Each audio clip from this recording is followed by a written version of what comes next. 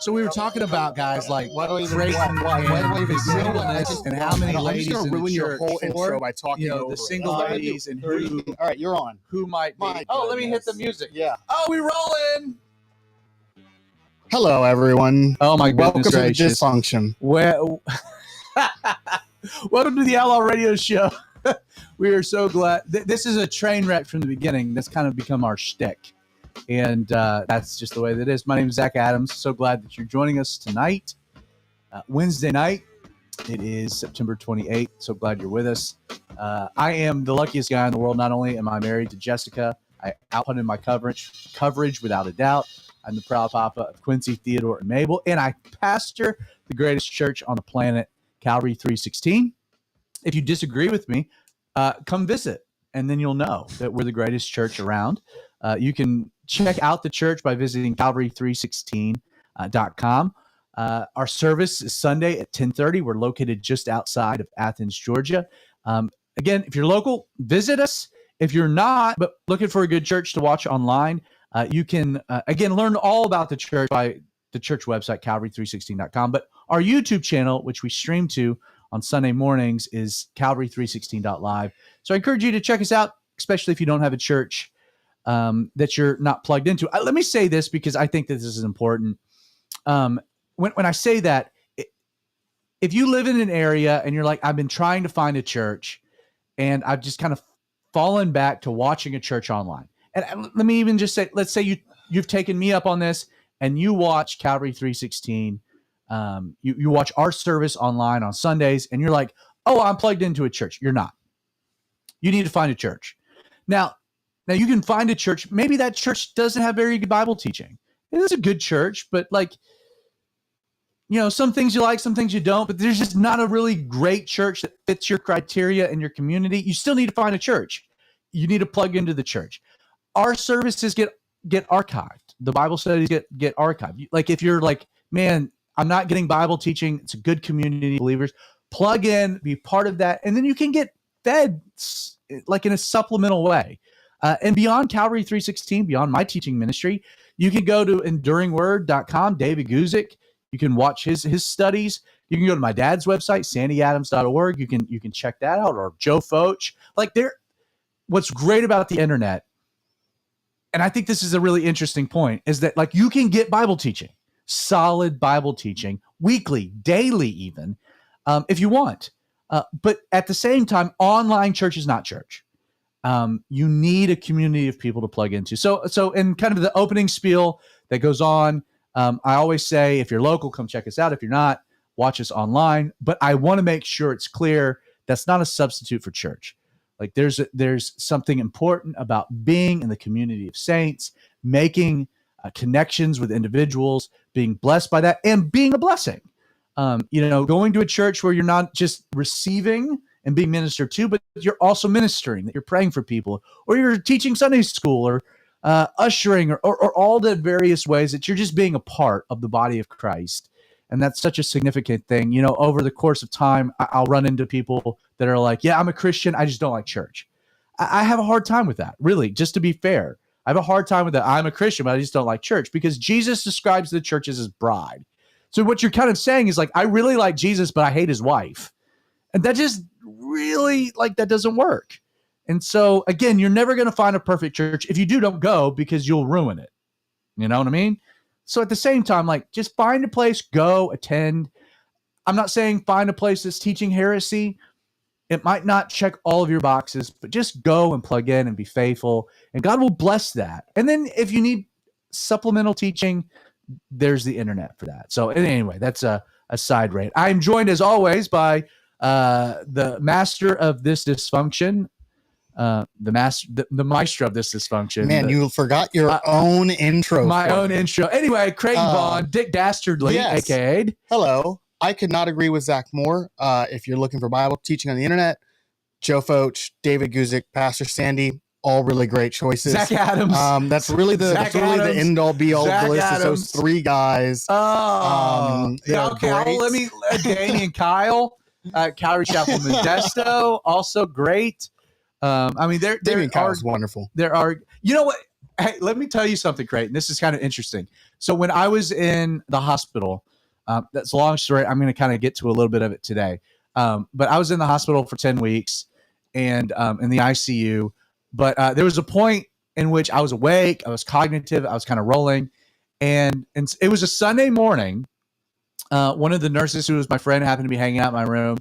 And I had, like, just normally they would put the station on ESPN, so I could just watch Sports Center. But it was a weird phenomenon. It's like I want to attend church today, and I couldn't like attend Calvary 316 just the way that the internet was working at the hospital. But like I wanted a Bible study. Like I can't talk. I got a trach sticking on my neck. I'm a disaster. But like I wanted something, and so they started scrolling through the TV for me. And no joke, I was like, stop, I want to watch this. I watched, when I was in the hospital, a sermon by Charles Stanley. Really? Calvary, not Calvary Chapel, but First Baptist Atlanta. First Baptist Atlanta. So Andy Stanley's North Point, that's his son. But Charles was my mom and dad's pastor way back when. First Baptist Atlanta. And like I'm listening to this Bible study, and I'm like, man, this is like, yes, it's the most simplistic, elementary thing I've ever heard. Like, we didn't go deep, but it was so refreshing. It was like, man, that guy, and he's like 130 years old. He's a dinosaur on stage. He was your dad's pastor way back. So solid. Charles Stanley. So in the hospital, I was like, I need something. I need to be fed. And I watched, I haven't shared this with anyone, That's fascinating. But I actually just all by myself with a nurse in the hospital watched a Charles Stanley Bible study about peace, about the peace that surpasses understanding, and it ministered to me as I'm laying there. So my point is, like, you can find good Bible teaching, TV, the internet, like, it's there, but nothing replaces plugging in to a community of believers, and that is such an important thing. I will say, if you could flip the camera back to you, two things. Okay. I want to point out. Hi. One, You're now nice talking. His Productions hat. Thank you. This is After you got called out last week. Thought about it as I was leaving the house. Yeah.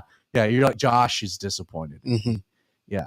But I also noticed that you have a Calvary 316 t-shirt. Yes, I'm basically just a corporate shill. Yeah, and so do I. I have a Calvary 316. Yes. I have a Calvary. Like, Jessica made the comment when you walked in, because she's also wearing one. Like, is this all the merchandise we wear? And at that point, let me introduce the other cast of characters. Yes. Specifically, Dill Daddy Derek, who's rocking the hoodie and the hat. He's wearing the same thing you wore on Sunday. It's Absolutely. Wednesday. It's all clean. Somewhat worries me. Different shirt. Different undershirt. Yeah. I appreciit that. And underwear and socks. I was going to ask. But these are clean anyway, so it doesn't matter. I'll wear is, the same thing every single Sunday. I'll do it. You know what? You know what? I don't doubt you at all. I don't doubt you. So in addition to Dill Daddy, we're joined in studio by Nicholas Monty. Welcome. Man, you're so awkward. It's great. And we got Spice Daddy. That's right. So Spice Daddy, show your shirt to the people. I love it because my son's Theodore, and you've got what describe my favorite president, Theodore Roosevelt. Now, why is Theodore Roosevelt your favorite president? Other than at one point in my life, I was a park ranger, so I have an appreciation for the national parks. The national parks. Ken Burns. Have you ever seen Ken Burns' documentary on the national parks? I have not. Oh, it's brilliant. You hands down, absolutely brilliant. You should do it. But he was he was just a man's man, and he wasn't afraid to just go out and do something adventurous. And I really love that appreciate shirt. That. You love that shirt because it's just Teddy Roosevelt reminds you a lot about me. Yes, I appreciate that. So adventurous. So we're also which means the outdoors. Except you're missing a mustache. I did. No. So my wife. So I was growing a mustache 2 weeks. It was starting to fill in, looking good. And Jessica kind of threw the trump card. She goes, "You grow one, I grow one." And for 2 days, I was like, challenge accepted. I'd be like, heck yeah, we both look cool then. I know. No, for 2 days, I was defiant. Challenge accepted. You had a beard when I went back to China the last time. And by the time I came back, you didn't have the beard anymore. And I was a little disappointed. I almost stopped going to 316. So I had a beard until Mabel was born. And then, like, after 2 days of her basically ripping out half of my beard, babies and beards, Kyle, you can attest to this. It doesn't mix very well. It's not a good She's mix, not a baby anymore. So she's not a baby anymore. No, that is a true point. So Kyle also joining us in studio. I like your shirt. Can you show your shirt to the audience? Good old champs. The Atlanta Braves, national champs, world champs. And as of right now, we are in first place along with the Mets.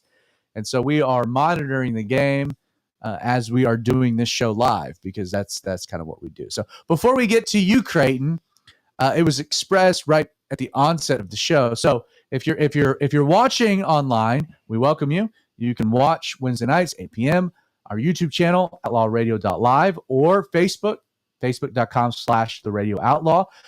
Not only we have a studio of gents, Creighton introduces a topic. It's my job to turn that topic into a Bible study along with the help of these gentlemen. And so if you're watching, what's great is that you can interact with us in real time on the comments section of both the YouTube and Facebook threads. Before we get to Creighton, however, Justin, right before we went on air, you started like bloviating about something, and it was like, let's hit pause. I have no idea where this is going to end up, but I'm throwing it to you. All right, one last warning. Are you sure you want to go down this path? I have no idea what path we're going down. No, we're not. We are not sure. I'm ready. Let's go. All right, so I find myself going down some YouTube black holes every now and then, and my favorite one's always very healthy. That's a healthy thing. I'm not a conspiracy theorist, but I love conspiracy theories. So it leads me That's down a great qualifier.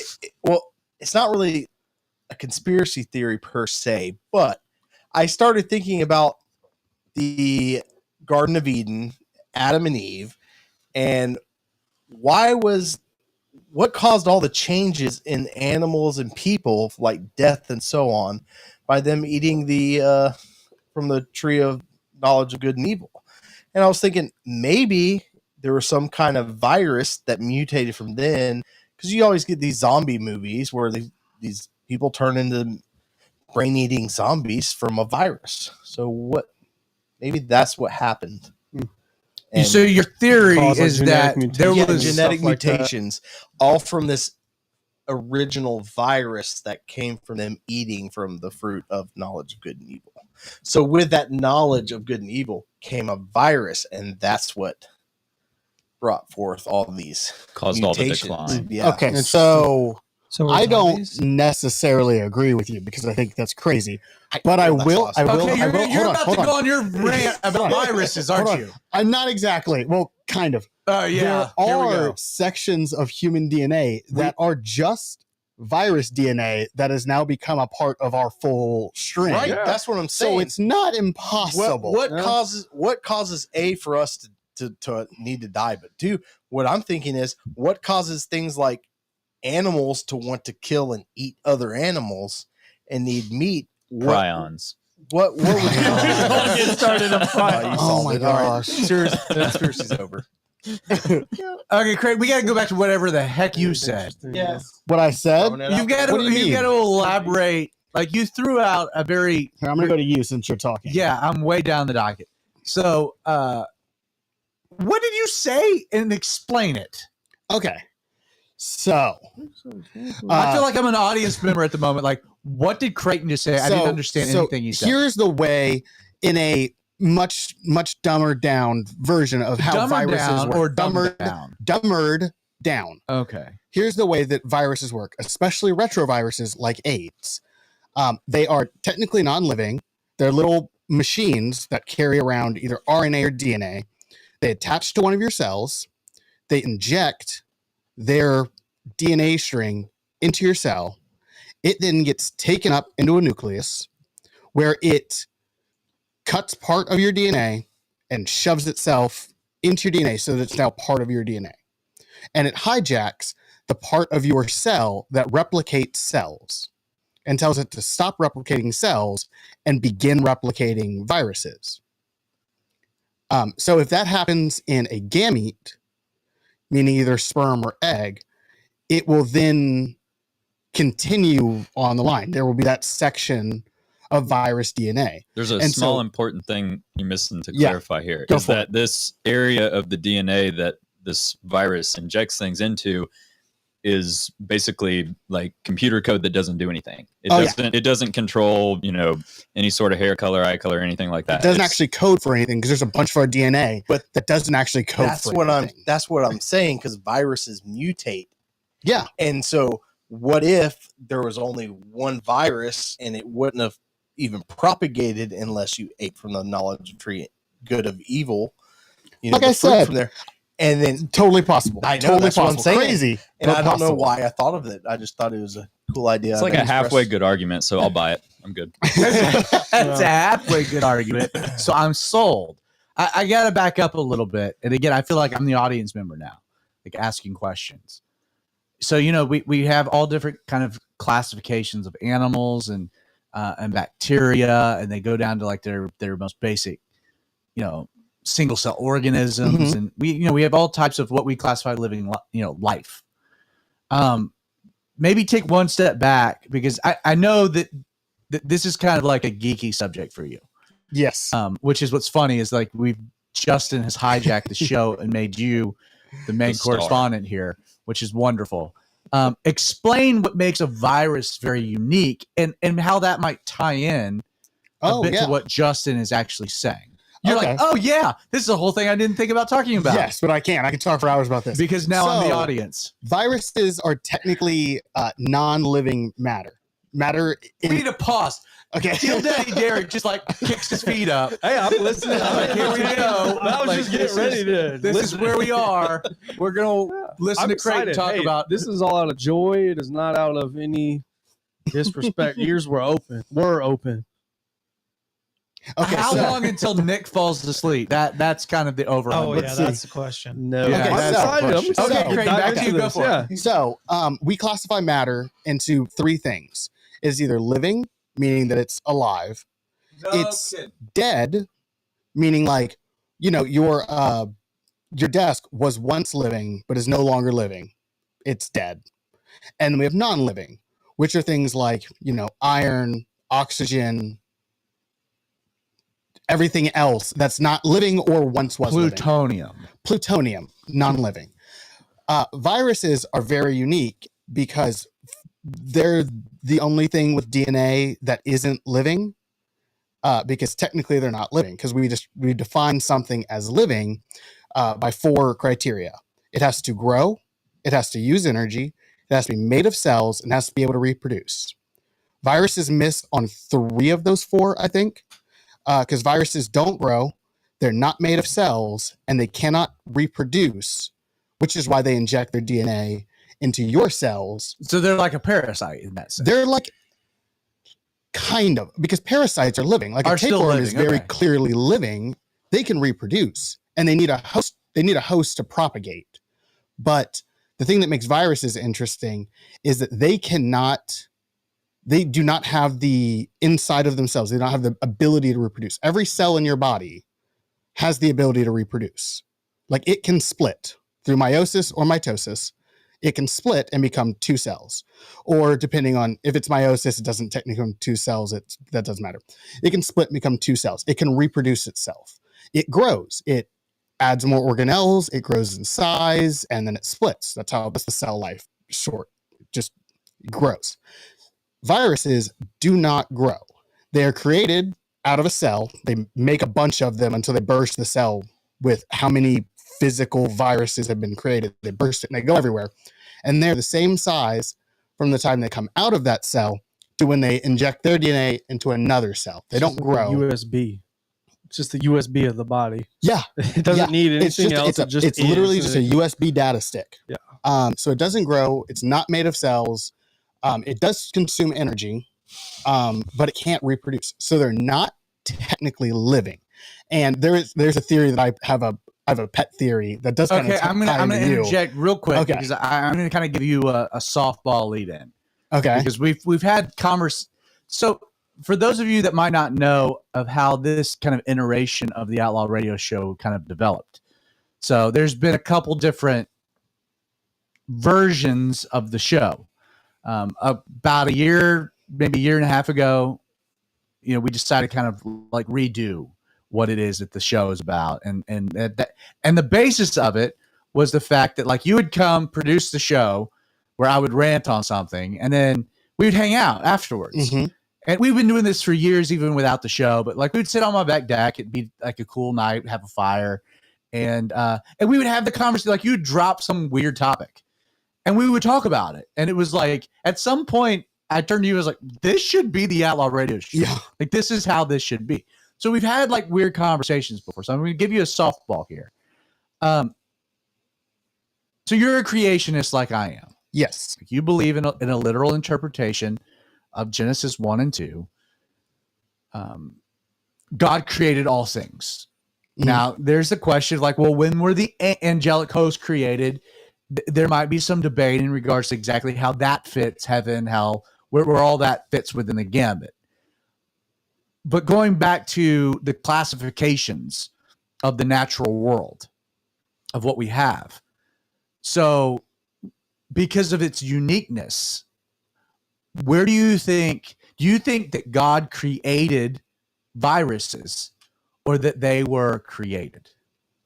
Is that a good lead in? Yes. Okay. So I think that viruses were created when God cursed man. I think that that could tie into Right, so this ties in with Justin. eating of the tree, which I didn't think about until he. So he see what the way But I'm yeah. thinking is, it was one original virus Mhm. that has now mutated into differing viruses that cause differing things.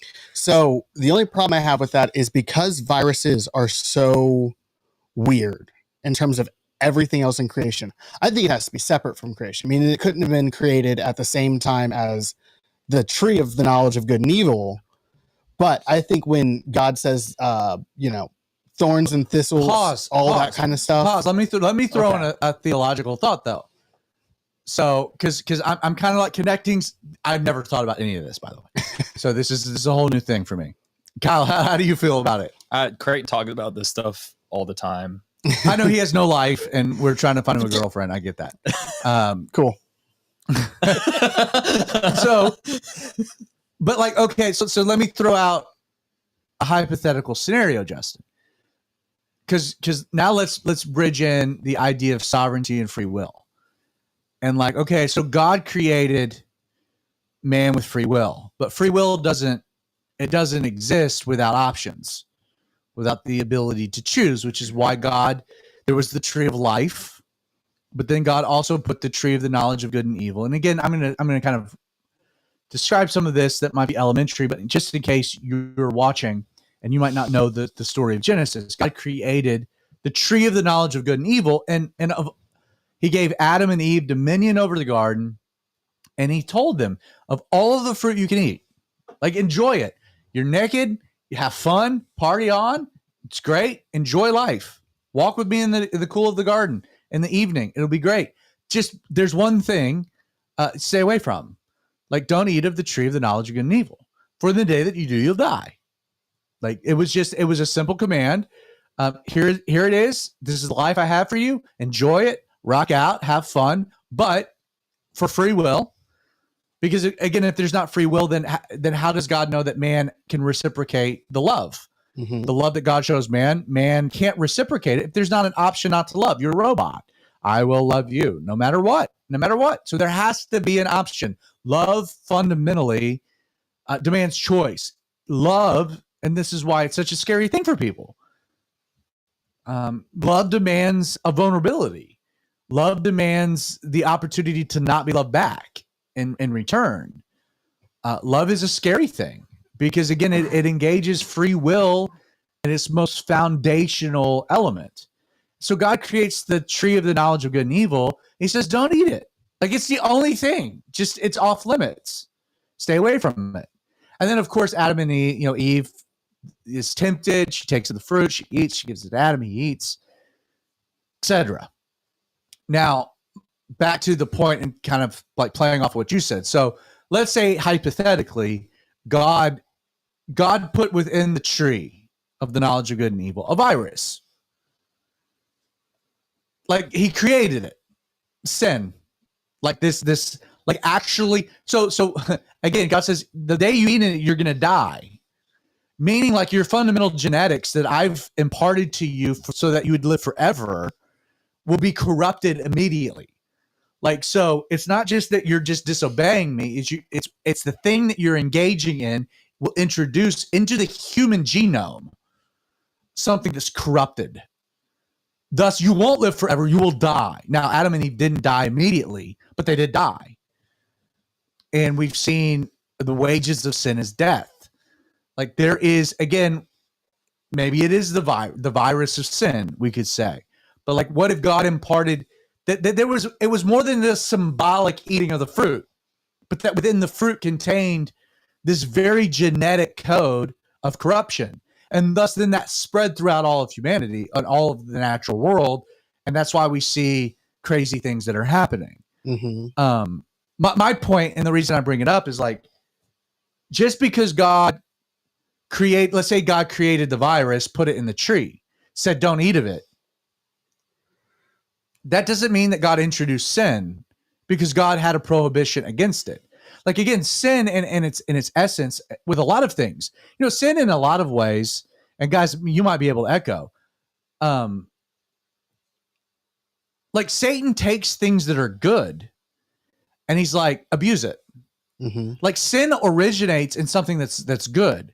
Like, for example, like God created sex and he's like, this is like the substance of human relationship. man and a woman, oneness, marriage, sex, procreation, enjoyment, pleasure, knock yourselves out. And then Satan comes along and is like, hey, yeah, God created this. It's fun, it's pleasurable, it's good. But like he created these parameters around it. If you break through those parameters, you'll find it to be more enjoyable. It's a lie. It's the deceit. And so like we can take sex, engage in something God created in a way God said specifically not to engage in, and now it becomes very destructive. Like practical things like, the fermentation process, which is the natural thing. You can enjoy, Jesus drank. He was accused of being a glutton, a wine bibber. The first miracle was turning water into good wine. Alcohol in and of itself, it's amoral. It's not good. It's not bad. It's amoral. It's something that can be partaken of and enjoyed in a very appropriate context. But then what does Satan come along? And he says, well, hey, here's another way. Like these safeguards, drunkenness, etc., that God says is sin, the abuse of something that's good. Satan appeals to our weakness. So my point is that, like, could the virus have been implanted in the tree? That doesn't make it bad because it's been separated. So could man have engaged it? Could there be more of a physiological manifestation of sin than we ever really think about? That's what I was. Yeah. That was my theory. So I did a better job of articulating your theory. I'm very bad at. But am I articulating kind of what you're saying? Exactly what I'm saying. I'm saying there was a physical aspect of a virus because viruses mutate into other things and cause different abnormalities. And if you had a super virus that can manifest in all, like it can have all of its spawns, right? Mm-hmm. And then, and the way I see it, the age limits got less and less and less and less. And so there has to be some just environmental issues, but also some physical changes that cause the maximum that you can age to go down too. I'm going to take this in a really weird direction in just a second. The spirit, I had a longer idea. we're alive. Okay, great. Now I'm going to come to you, and then I got a weird thing, but I just want to give room for the rest of these guys. Some thoughts here. Nick, let's start with you and then work our way back around, Skip and Justin. Yeah. Just random thoughts here. I wish I listened in school. No, it's a complete possibility, but it's hard to, like, how do you know? It's an interesting idea, though. Yeah, it's a an cool interesting thought, idea that I've never thought about that. I've Like never it's a crossed like my a why mind. not? Like it could very much be that. Could. Kyle, what are your thoughts here? I mean, there's physical repercussions of sin, like in a lot of different ways. So, I mean, the fact that, like what Justin was saying, we're dying earlier and earlier. Adam and Eve didn't die at that moment, but they did start dying at that moment. Yeah. Yeah, sure. A virus or a mutation to a DNA could absolutely be what causes that. It's an interesting theory. So Creighton, let me hear your random thought before I throw in mine. I was not talking about the random thought on this. I think I've said my piece on viruses and my whole theory about them being created. I had a thought for tonight. Oh, you do that? Yeah, no, we might get to that. Hijack twice in a row. So here's a random thought. And I have no idea where this goes. And this is just we're free throwing consciousness. So, and again, I'm not fully versed in all of this. So, are there any positive viruses? Not that I'm aware of. So, viruses are fundamentally destructive. Or nothing. Yes. Or neutral. Yeah, I can't think of anything that the viruses do that are positive, which is different from bacteria. Because bacteria, there's some bacteria that are wholly dangerous. Penicillin comes from bacteria. Right. Penicillin comes from it. And some bacteria, like life on Earth isn't possible without what are called nitrogen fixing bacteria, which are literally just bacteria that move nitrogen from the soil and the air into tree roots. You got gut bacteria. Like, that you got helps gut you a lot. bacteria. Mouth got bacteria. There are all kinds of bacteria that are both good and bad, and if they Probiotics, get baby. out of control, then a good bacteria can be bad. But viruses, there's Viruses no are just bad, as far as I'm aware. I think because by nature, their reproduction cycle is destructive to Mhm. the thing that it's put into. the cells. Yeah, the cells get destroyed by the nature of it replicating Okay, itself. so that was a big lead in to my trippy thought. Mhm. So how scary is it that we have human beings engineering viruses? That's terrifying. Now, I'm not saying, and this is, I don't get me wrong, I'm not saying coronavirus is completely man-made in Wuhan lab or an America that was released in Wuhan.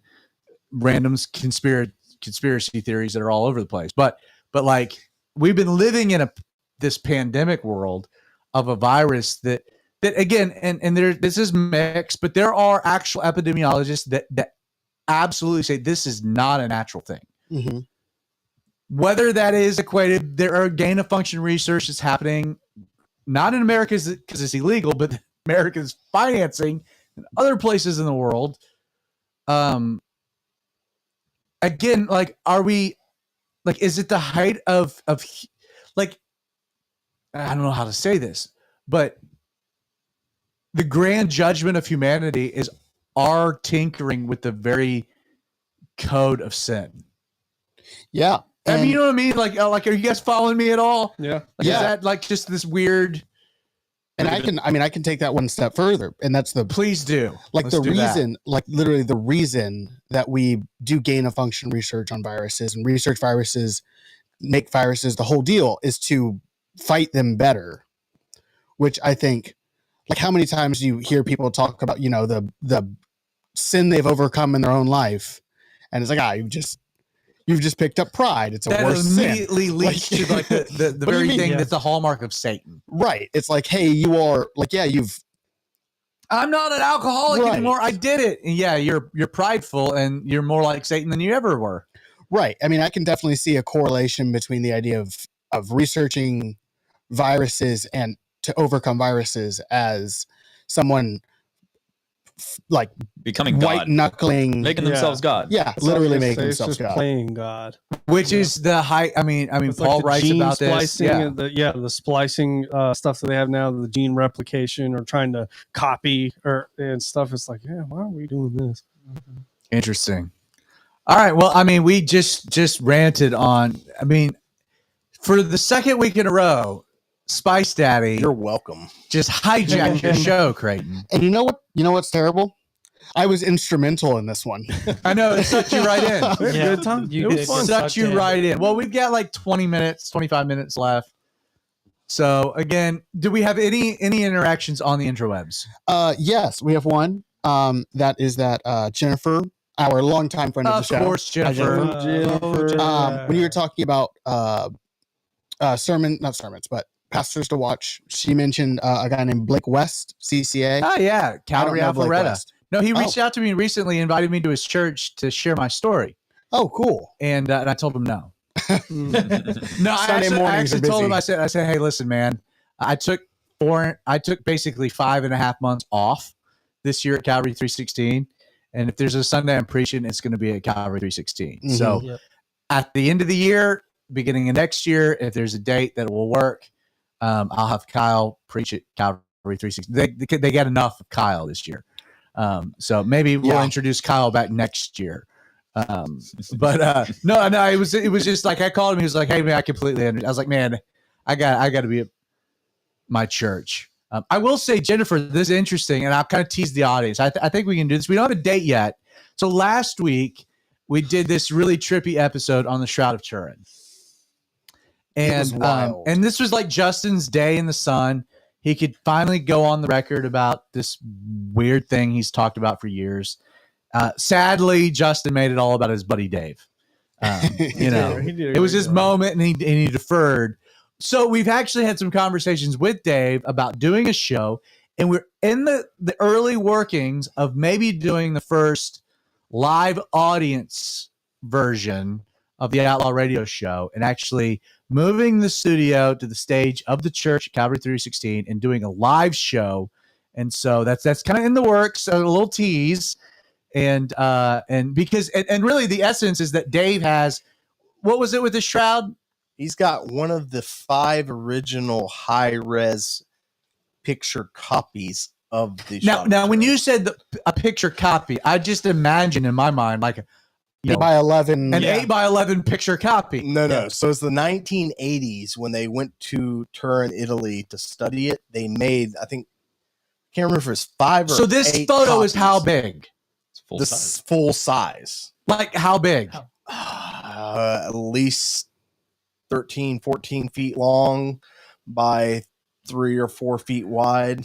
Okay, so that became like, well, Maybe if we bigger had than Dave, It might be bigger than that. if we had Dave come in to do a follow-up episode to this topic, we would want him to bring this copy of the Shroud of Turin, but there's no way in the studio here. we'd have to take out a wall. We would have to like We could do that. reconstruct the house. My wife would not be cool with that.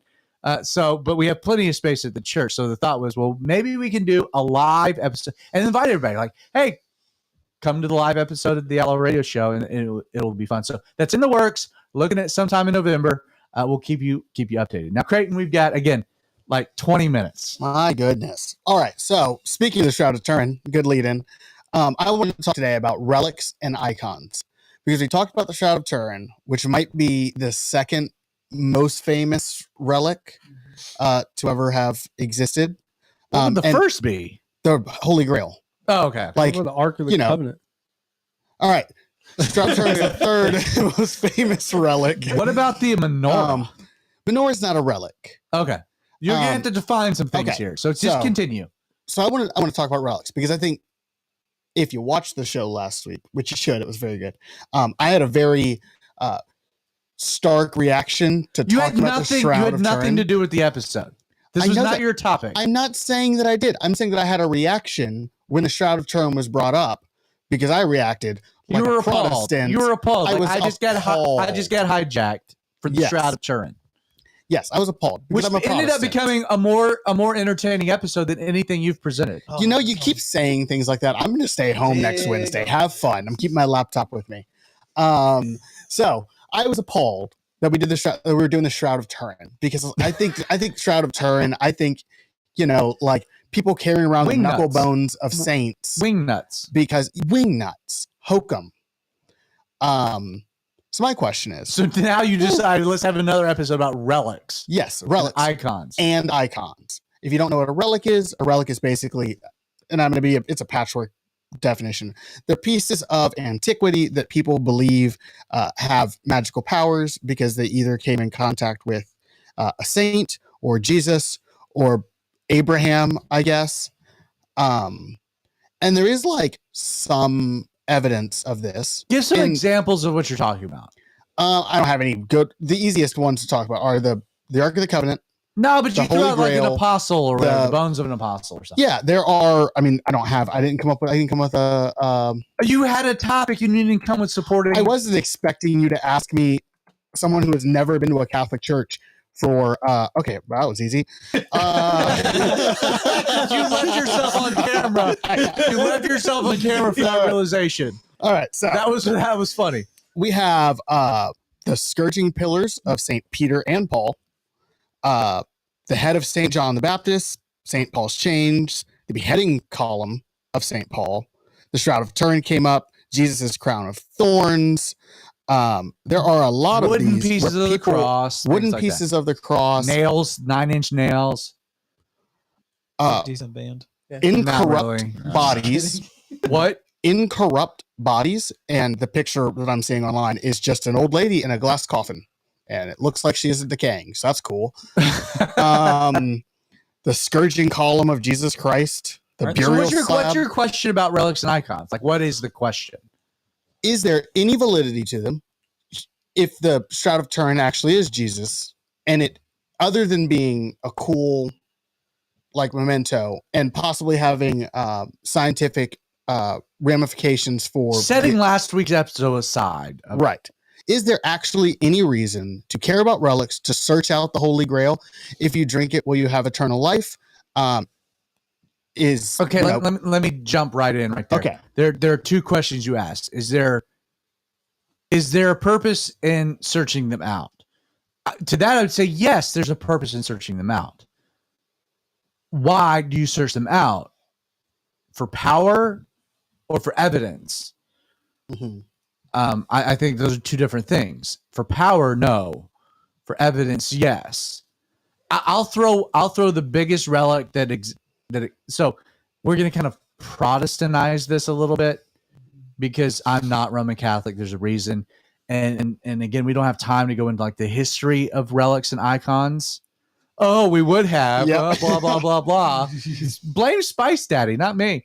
I can't help it. I got good ideas. Thank you, Justin. I appreciate that. But like again, we can go back to the Reformation, the Protestant Reformation, and the kickback to relics and icons and what they were being used for, because the origins is that they were selling stuff that you could buy, and in buying that you were gaining tokens for your loved ones that were stuck in purgatory to get to heaven. The origins of the idea of relics and icons within Catholicism is based in a really perverse idea of purgatory, and the fact that like there's some sin I've got to work off, but I can't work it off. So I need my loved ones on earth to buy things to gain me tokens so I can ultimately get to heaven. It was a money-making scheme. It was corrupt. It was rooted in evil. It was wrong. So, I mean, in the flyby, like icons, relics from a Protestant perspective, we reject that. It's garbage. Now, there are some interesting archaeological things. I wouldn't classify as relics or icons, but to kind of play with the idea a little bit, if that would make sense. To me, the biggest one is like Noah's Ark. Yeah. So let's talk about Noah's Ark. Yeah. Like Noah's freaking Ark. Should we pursue? So we're told in Genesis where Noah's Ark rested, Mount Ararat. There is an actual Mount Ararat that's in Turkey. It's under Muslim control. I taught a whole Bible study on this, and maybe we could do a whole episode on it if we wanted to, because I have the actual satellite photographs from the 40s and the 50s of, we were doing U.S. military was doing reconnaissance. It was technically in the Soviet side. We were doing reconnaissance missions and took aerial photographs, and those photographs revealed a boat-like structure on the top of this stinking mountain covered in glaciers. Mm-hmm. There have been attempts of excavations to go up and to examine Noah's Ark. You'll Google and find the History Channel doing a special on it. All that's garbage.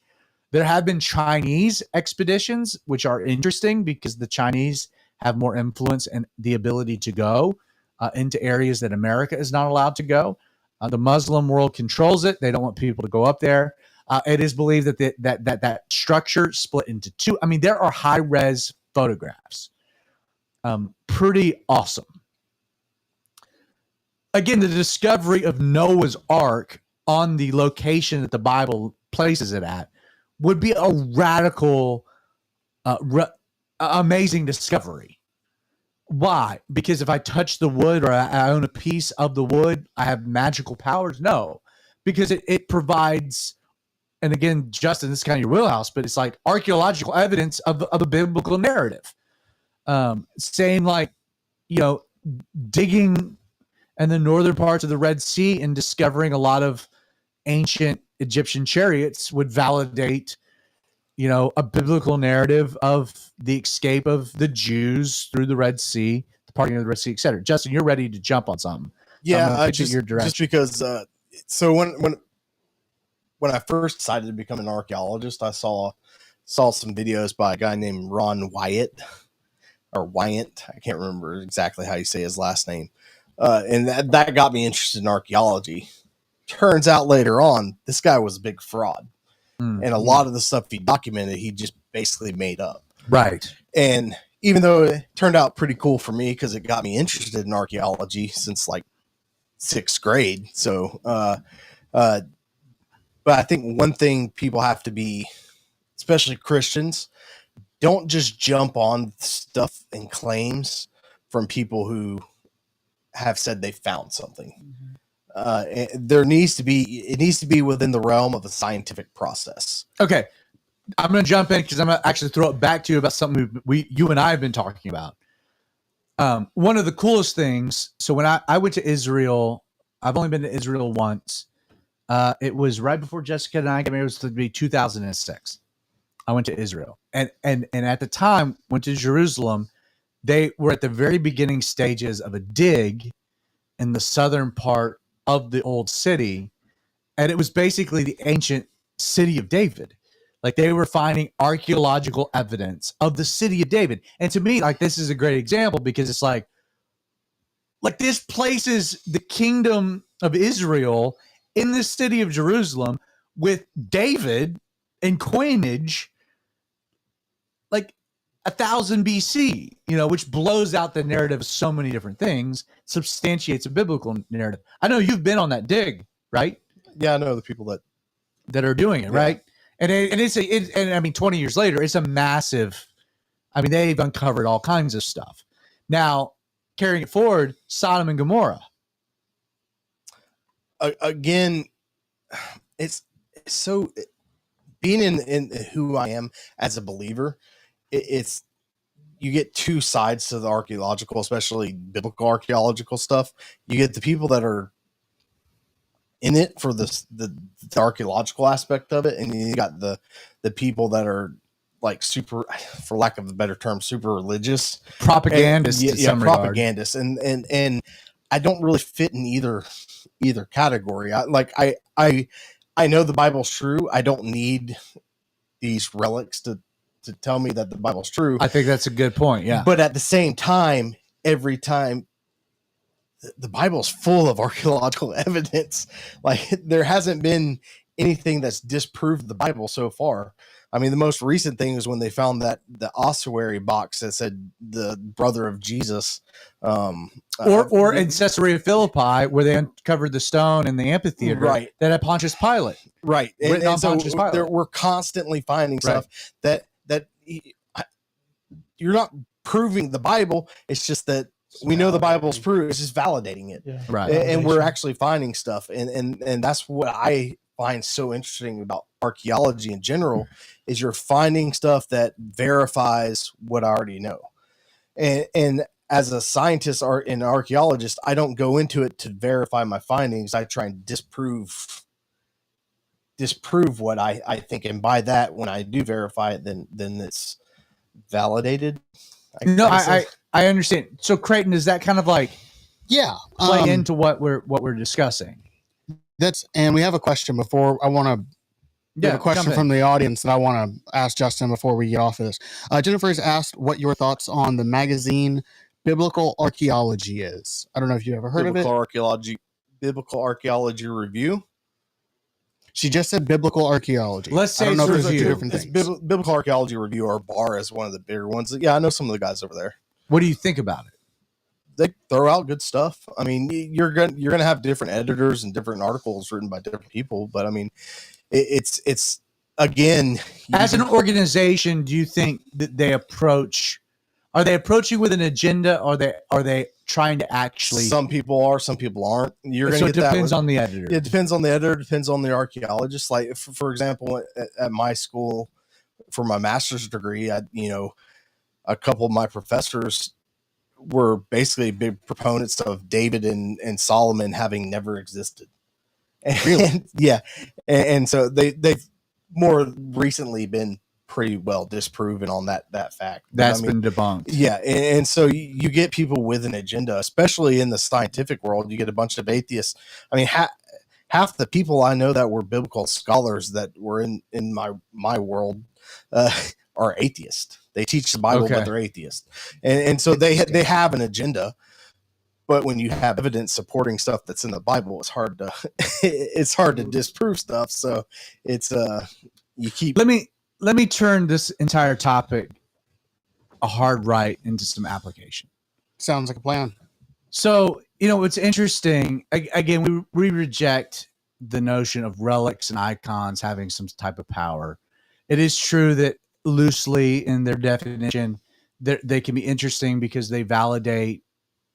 They can be evidence of things, especially if they're proven to be true, etc. Like the Shroud of Turin, as we talked about last week, could be interesting if it's real, because it could be evidence of the resurrection of Jesus. Like the only explanation for this could be resurrection power, and light radiation, etc.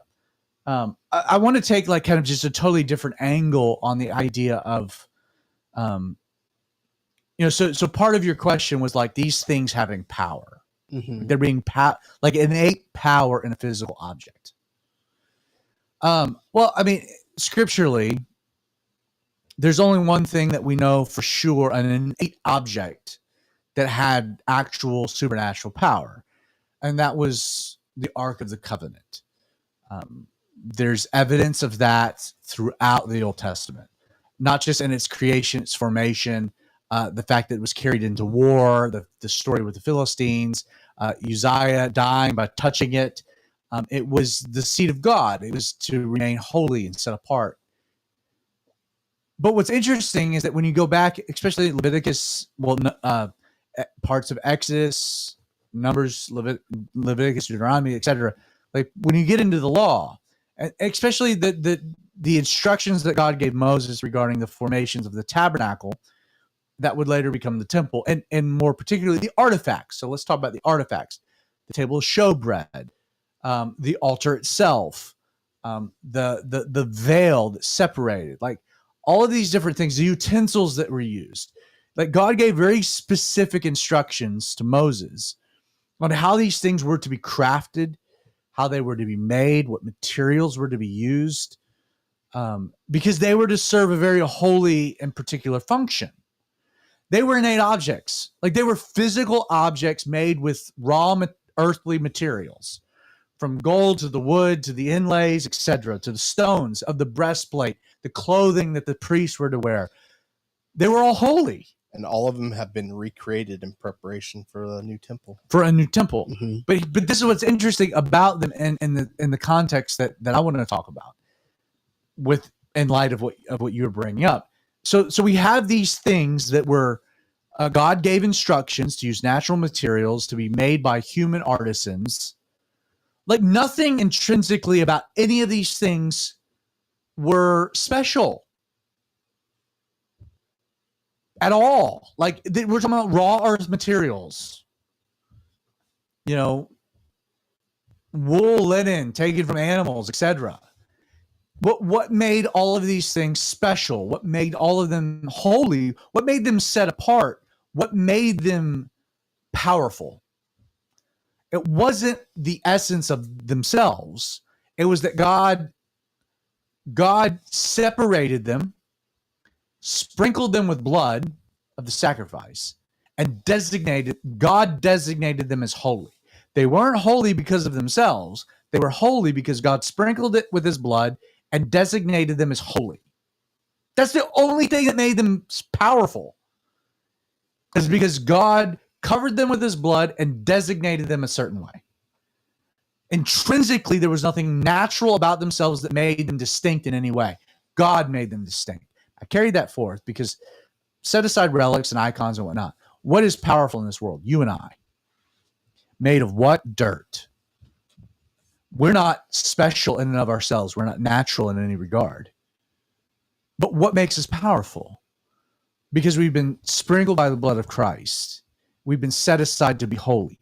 God has made us something else. He's taken what was natural, set it aside, designated it, and then anointed it and empowered it. Mm-hmm. So you and I are what's powerful in this world.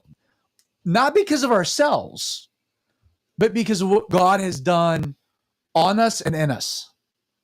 He's separated us, he's anointed us, he's empowered us. So if you want to talk about power in the world, where is the power in the world? Is it in an icon? Is it in a relic? No. It's actually in the flesh and blood of people redeemed by Jesus, empowered and filled by his spirit, and anointed by his blood. So when we talk about the power of a relic, it's the power of you and I, filled and anointed by God. Such as, and again, going back to, like, are there examples of innate objects having supernatural power? Yeah, you want to know the most radical examples of that? It's people. It's why the sick are called to go to the elders of the church and be anointed by oil by them or to be prayed on. It's why you have examples of Peter, like flesh and blood I don't have, but in the name of Jesus rises up and walk. And Peter was able to demonstrate power and the guy rose up and walked. Like where do you see the manifestations of power in innate objects, physical objects? It's in people. How? The anointing, the redemption, the empowering of God. So if you want to talk about a relic that has power, it's you, it's me, because we've been saved by Jesus, covered in his blood and anointed and filled by his spirit. So any thoughts, you guys? No, Yeah. that's pretty well spoken. I got something to add. Yeah, add to I think we might have, maybe all the people who are watching already know this, but skirted around the warning that comes with this topic too. Is that there are things that God obviously wanted made, whether that be the design of the temple or I think there was even a golden calf at one time with Aaron and Moses that wasn't bad at the beginning but became an idol. If you the thing to look out for with any sort of physical item is that you try to look for power in it, and it ends up becoming something that is a graven image. I see what you mean. Yeah. Right on. I mean, yeah, the power of a graven image. Yeah, no. And a graven image can be anything. Mhm. It can be a wife. It can be a job. It can be someone that's famous. A hobby. A hobby. Graven images come in all shapes and sizes. Any other thoughts? It's your chance. Nicholas, Dill Daddy, Justin. Well, Craig, we kind of hijacked your show. You know what? I hate it. I hate every moment of it, but I didn't hate it. So That You makes make no no sense. sense at all. I think that made perfect sense. I thought this was a good show. So let me Good job. ask if there's somebody watching, or let's say they're listening on the podcast, which will be released tomorrow, and they have a thought or a question to make an episode. How could that be manifested? They're going to want to find Justin's phone number and have Justin's him communicate phone. with you, so that you guys can hide. No, That might put be it in the true. comments during a show, and I'll see it. You can also email me directly. My email is CreightonVaughn@gmail.com. I'll put that in the comments because my name is hard to spell. CreightonVaughn@gmail.com. We do want to just take a moment and send out our thoughts and prayers to everyone that is in the pathway of Hurricane Ian. Crazy. Cat 4, maybe they say could be revised to a Cat 5. It hit the western side of Florida today. It's going to cut across the peninsula. Again, everybody that might be in the way. We have Joe and Teresa are up in Orlando. They're gonna get hit by a lot of rain. Our thoughts and prayers are with everyone in the path of the hurricane.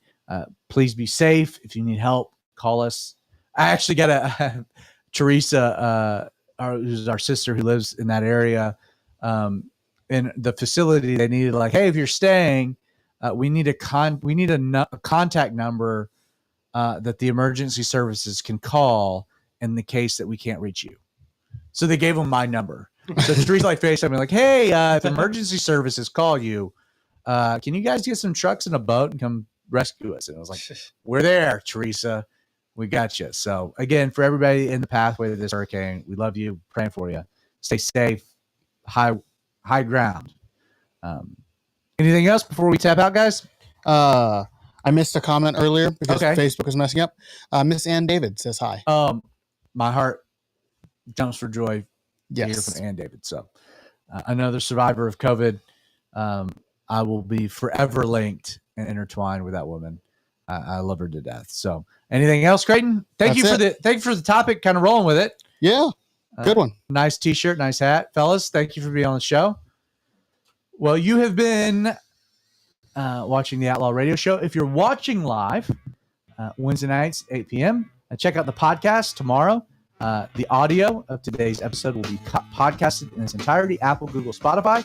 If you are listening to the audio of this episode on the podcast, check out the live stream Wednesday nights, 8 p.m. We go live on YouTube. Easiest way to find our YouTube channel is outlawradio.live. Or you can watch on Facebook. Our page is facebook.com, The Radio Outlaw. Once again, my name's Zach Adams. I hope you join me and the guys this time next Wednesday, again, for another episode of the Outlaw Radio Show. God bless.